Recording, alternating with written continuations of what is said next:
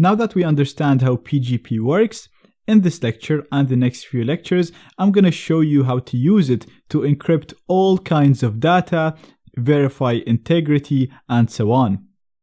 Now, as I explained in the previous lecture, for this to work, the receiver, which is John in this case, has to first generate a key pair, a public key and a private key.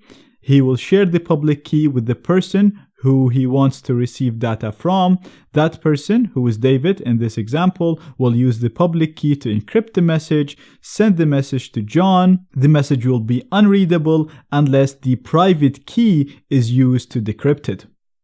And as you can see throughout this whole scenario, the private key never left John. So John never shares the private key, and it is the only key that can be used to decrypt the data. Therefore, this implementation is very, very secure.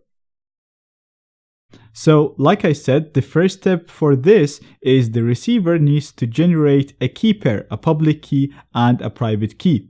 So, in this lecture, I'm going to show you how we can create our own key pair so that we can share our public key with the people that we want to receive data from, and then they can use this public key to encrypt data and send it to us so that we are the only ones that can decrypt this data because we have the private key.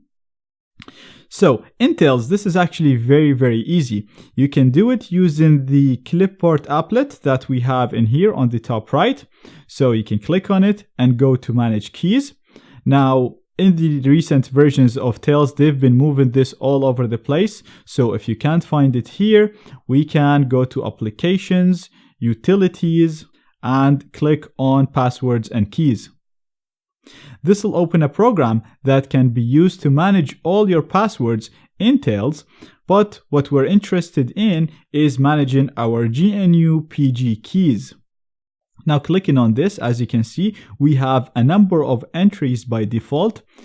Do not delete these entries. These are actually keys used to verify the integrity of updates that Tails downloads and the integrity of packages that you can download through Tails and install on your system. So if you delete them, you won't be able to verify the integrity of these packages. So we're keeping everything here the same, and what we want to do, like I said, is create our own key pair so we can share our public key with others, so we can receive encrypted data that can only be decrypted by us.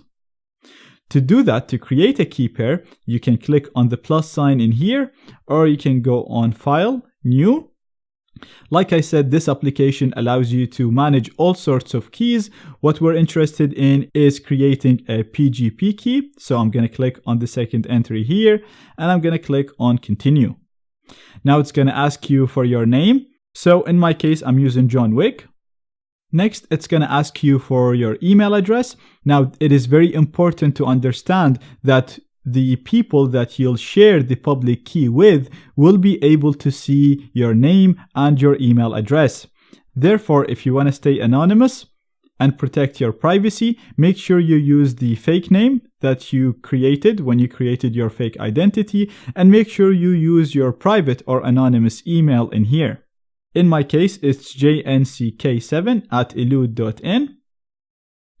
We're also going to click on the advanced options to select the encryption type.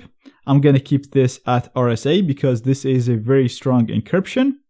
We're going to set the key strength to the highest possible, which is 4096. And you can also set an expiry date so that your key expires at the date that you specify in here.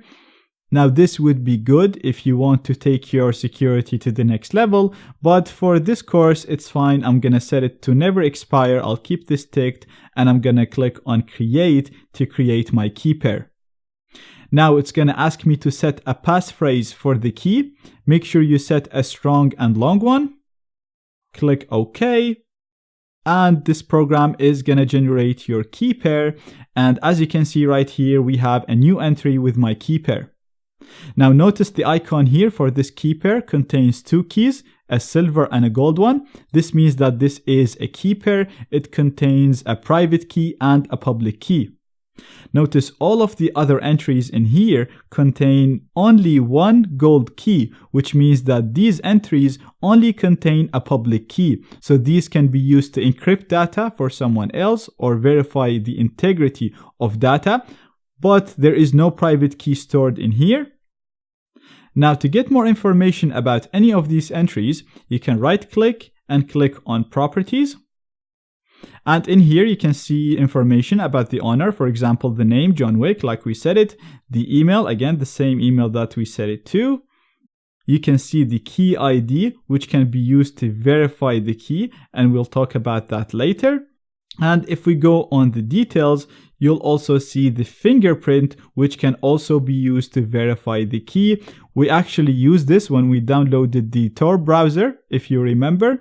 And as we go through this section, actually, you'll see how the verification steps we followed to verify the Tor browser make sense. And all of this will click with that. Now, from here, you can also export your secret key, which is something that you should never do because, like I said, we should never share the secret key. The secret key should always be kept privately. The only time that you might want to do this is if you're going to completely wipe the system and still want to use the same key. You might want to export this, store it in an encrypted USB device, and then put it on your next installation. Other than that, there is no need to export your key from here.